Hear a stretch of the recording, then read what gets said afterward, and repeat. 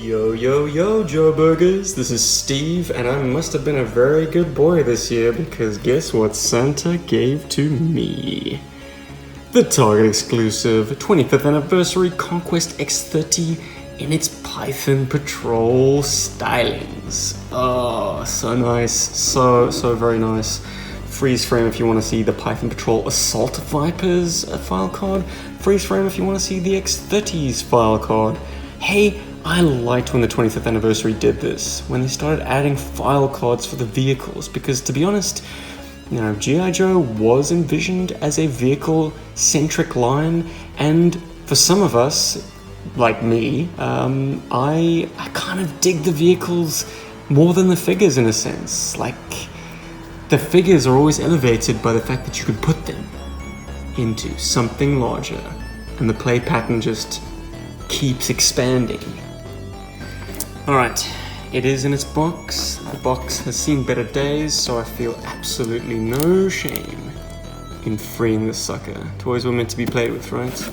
Boom boom, 2 tapes, and we're in. So wonderful to have a new GI Joe vehicle to treasure, to assemble on Christmas Day. LEGO fans never really had any kind of break in their enjoyment of assembling toys on Christmas Day. But GI Joe fans, we went through a huge dry spell. Nothing beats the minty, fresh plastic, right? Okay, there it is in that beautiful color scheme. What are your thoughts on the Python Patrol Conquest? I have to admit that to me, the Conquest really works as a Cobra plane because, you know, it doesn't really add much to GI Joe's capability as the Conquest. They had the Sky Striker. This was just an update, a 1986 new Sky Striker. But for Cobra, they didn't have a fighter until the Hurricane VTOL. So this really fulfilled a niche that really needs to be fulfilled. Anyway, we got old Viper over there. I'm not a big fan of the 25th anniversary style Viper, but this is an interesting deco to have anyways. I don't envision him being the pilot of this jet. I neglected to show off the back of the box, but here it is in all its photographic glory. Looking good. They have reintroduced the box blurb, which always used to be on the side flap on classic GI Joe vehicles.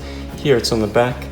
As I recall, they used to do on the back as well, so scratch that. Anyways, it's worth a read. The Conquest X-30 is en route to raid a GI Joe base. When he stumbles upon an enemy tiger rat, missiles loaded, he swoops down at dizzying speed to destroy the GI Joe fighter. Interesting that they don't feel necessary to say the Python Conquest X-30, because I think whoever wrote this copy wasn't aware that originally this is actually a GI Joe vehicle. So calling it just a Conquest X-30 is a little misleading. Anyways, you got the cross-sell over there, also available and sold separately, the Tiger Rat with Wild Bill. Nice toy, Paul from GI Joburg has that, so I look forward to dogfighting him one of these days. Whew. After the nightmare of untying twist ties, she is free. I mean, they used to pop these things in the box loose to just rattle around. These things are maddening, but hey, there's no going back now. And one can definitely note that this has been languishing on the shelves in its box for 13 years. There's a bit of sort of gack on the roof of the canopy. Probably use some cleaning products to take that off and buff it a bit. But interesting to note, of all the parts that they chose not to assemble on this craft, they chose to put in the canard wings, which are frequently the first things that pop out and get lost. So the fact that this has been sitting for 13 years with those still intact and present, very impressive. But yeah, you can see that beautiful paint masking. It's stunning. The silver really just pushes it over the edge. Anyways, we're gonna set that aside for now. The Viper comes out pretty easily. He was just in a tray. I think there was one twist tie. His accessories live beneath him. We've got the gun, we've got the pack. Do we have some goggles? Yeah, I can see some goggles in there. Great, we'll equip him in a sec. Finally, we have a bag of fins, missiles, and drop tanks. But wait, we must be missing something surely. Ha! Lurking underneath the tray, we have very cursory instructions, I'm sure. Let's take a look. Boom, boom, boom, boom, boom. Yeah, that is a very thin piece of paper. I mean, I'm glad they still went to the effort of putting the grid lines, and it still has a blueprint, if not the most. No, you know what? That's pretty impressive. 17 points of interest. I'm sure that kind of puts it on par with any Python Conquest that ever there was. And on the back, ooh, I'm glad they've blown up the sticker instructions nice and big. That doesn't leave too much to the imagination, but the assembly is very, very brief. Missiles, bombs, wings. Okay, thank you.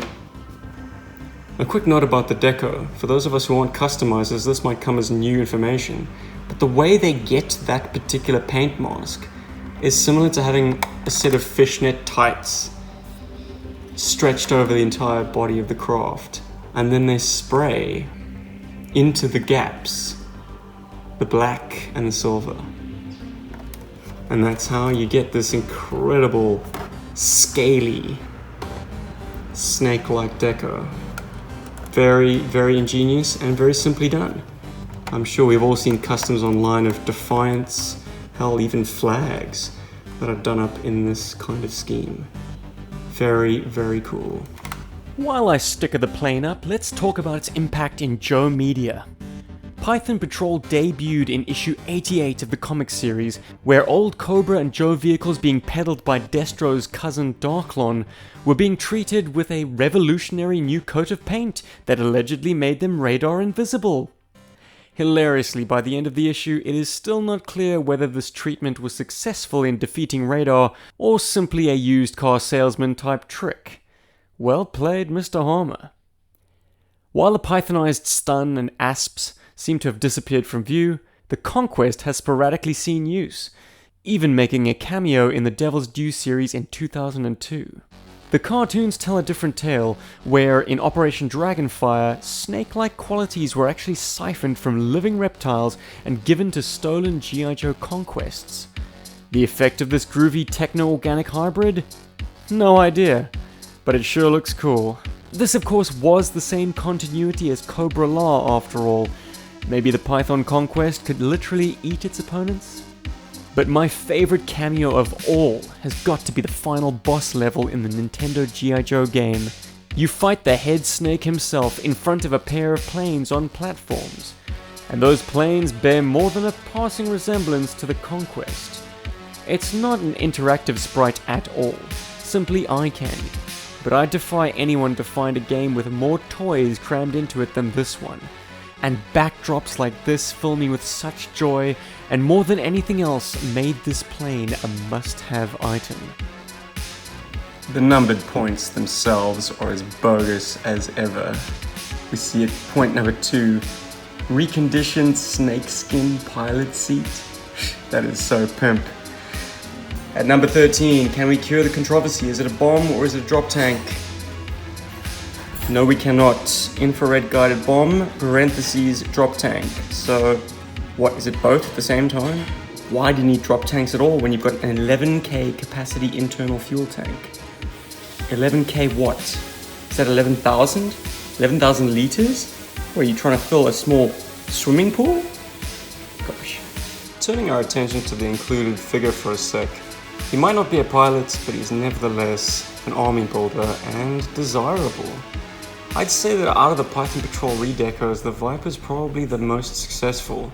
I mean, it's not offensive. The hazard striping or high visibility brought out by the yellow is kind of cool and sets off the grey quite nicely. No paint applications on the backpack, but surprisingly paint applications on his goggles. That's a nice touch. The hands are as gimped as you could ever imagine. They are the original 25th anniversary hands, so they kind of have this offset angle which should work. I mean, in theory, it should give him a good rifling pose, but it doesn't. They're a little too loose on the weapon, and yeah, any kind of aggressive play will probably shake him loose. Secondary is removable. It's not always that easy to get it back on though. And those plug points I always find are in danger of stress and snap. But yeah, I mean, 25th anniversary proportions are in play here, in full effect. And not made any better by his photography. But I guess if your complaint about O-Ring Joe was that you had very few differing body types, I mean, here you have a giraffe. This guy is as lanky as they come. And here she is in all her stickered up glory, and it is glorious. Though I must admit, stickering a vehicle these days with adult OCD is an agonizing experience. I'm still shaking with the anxiety of doing it. The trouble comes in getting left and right to match, which, oh man, headache. But the stickers are nice. They do have a lot of yellow going on, but because you're applying them to a dark fuselage, that yellow gets taken down a few notches, giving it a very kind of almost low visibility appeal. The Python Patrol logo, I kind of danced with the idea of maybe not putting it on because it's a bit overt, the branding. I mean, the Cobra Air Force logo, beautiful, tasteful. This, maybe a little bit too much, but I didn't want to leave anything behind on the sheet. Features, let's work our way from the front to the back. We've got retractable nose wheel and retractable main wheel. Though either Hasbro wasn't aware or didn't care that their modern remakes of the X-30, the wheel doesn't splay out completely on the back set. So they kind of have a bit of a taper going inwards. Which is a bit frustrating because it narrows an already narrow wheelbase and makes this thing prone to toppling, but they come together like that and fold in. Very nice tricycle design. You've got removable missiles, and I'm gonna call that a fuel tank because it's a little too plain Jane to be a laser guided bomb, in my opinion. But you could play it either way. That snakeskin Pythonize effect is nice. It's also done in a matte. So while the fuselage will glint, the areas that took on the paint hits for the Pythonization won't glint. So you've got a textural difference both in color and in feel, which is very nice. Yeah, if you get the lights to kind of bounce off it, it won't bounce off the speckles as much. Very nice. Cockpit is as kind of basic and undetailed as it ever was, though we now know that it has reconditioned snakeskin seats. That's an interesting touch, thanks Cobra. Removable engine panels, ×2. And very handy that we've got stickers proclaiming it. Also very cool that it's a different color plastic. I must say it's pretty indistinguishable from the vintage, though I've never had a vintage to hand. I don't think there's much in the way of differences to take note of. This thing is pretty good at what it's doing, and what it's doing is giving Cobra some much needed air superiority power. There were a few problems with the sticker sheeting. For instance, they indicate the number 31 being used here, here, and also here, but you're only supplied with 3 of them, not 4. And also, part of the agony of these, particularly jet fuselages, is having to trim stickers in places to fit better in terms of not running over too many panel lines or bumping into actual 3-dimensional bits of molding. Like that nubbin there would otherwise be underneath the sticker, and I cannot tolerate that. So I had to make a little incision. But if you're prepared to put in the time, you can kind of surpass the way these things were intended. All in all, she's a beauty. Now, let's talk pilots. Wild Weasel always deserved a fighter, right? It's not fair that Cobra's premier jet jockey gets stuck with ground attack all the time. Even though the A-10 or Rattler is a very cool jet, every once in every while you want to be the king of the skies, and so perhaps he's a no-brainer. Of course, you got another pilot in the form of the Air Viper, Advanced Class, or AVAC. Essentially, the plane he was assigned to is a drone. Why would that need a pilot in the first place? And why would someone who's dubbed an Advanced Class Air Viper take on such a, I suppose, a lowly calling? I suppose the danger is there, but give this guy a proper... Hold up, stop. Now wait a minute. There was that one time when Scoop was a Crimson Guardsman who got behind the controls of a Python Conquest and succeeded in racking up 3 aerial victories. The guys in those other planes were no chumps either. Aero Viper, Copperhead, and Serpentor? So, if you ever doubted Scoop's combat credentials, I refer you to Exhibit Dragonfire. In any case, if you were wondering who sits in my Python Conquest, wonder no more. It's AVAC. But seriously, Scoop would be a great choice, and a seriously deep cut. And in conclusion, the Pythonization process adds the perfect edge to your existing weapons program. And cut. Destro baby, you're a natural. If I could just get a cockpit shot, I think we've got everything we need here. Hurry it up, Michaels. As they say, time is money. Oh, don't you worry. I think I've got just about everything I need.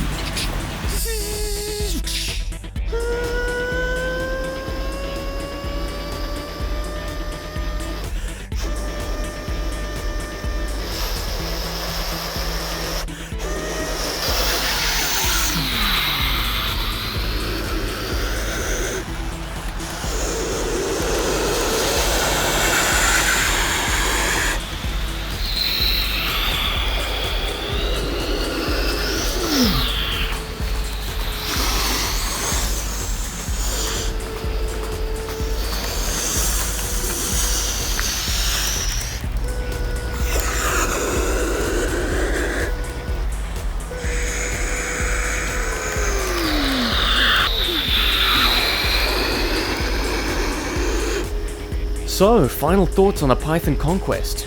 Having the original Joe plane in multiple flavors, this wasn't an essential purchase. But then my buddy JC found me the deal of the year, and I simply could not say no. Big thanks, JC. And as mentioned earlier, I find anything represented in pixels in the Nintendo game to be irresistible. I would love to construct a diorama of the final boss battle. The appearances in Operation Dragonfire and the simple fact that recasting the Conquest as Cobra, with all its sharp lines and essential air combat function, that just pushes it into the danger zone. I'm loving this plane. GI Joburg recommends the Python Conquest. Yojo.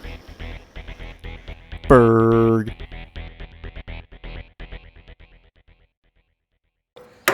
Alex chiming on this review with the castanet. That's not how you play that, young man. But Kim's got something to say about who should be piloting the Conquest. With this guy and this guy. Mm-hmm. That's And? a Cobra. It is. That's a Cobra. Yes. And that's Scoop. No? That is Scoop. And Scoop's a reporter. Why would Scoop be flying this? Well, the story could be that he was on a recon mission, or and he was snooping around the Cobra base. And stumbled And onto then- this thing. No, and then What? he got caught, and so then they caught him and then held him hostage, and then somehow, one way or another, being a Joe, he's full of tricks, and he's managed to escape.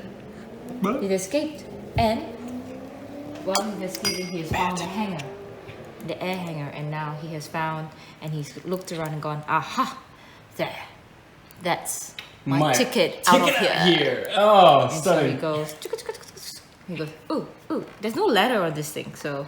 Just gotta, This is very scary, though. you just gotta TJ Hooker it, slide over a wing. It's not quite the right dimension, is it? No. But imagine if this thing was scale accurate. It would be the size of this table. How much fun would that be? Not much. Goes into it. And shut it. Oh, you can't really shut it, no? Mmm.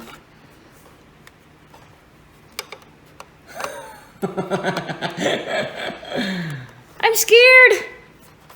Come on, Kim. Oh That's God! no glory. Yes. And then he goes. And meanwhile, people are chasing him. There. The rightful pilots. Yeah, That's Wild Weasel. I know. And then he thinks, "That's my plane." Meanwhile, Skip's like- Skip's like, Eat my dust. "Bye." Sweet, baby.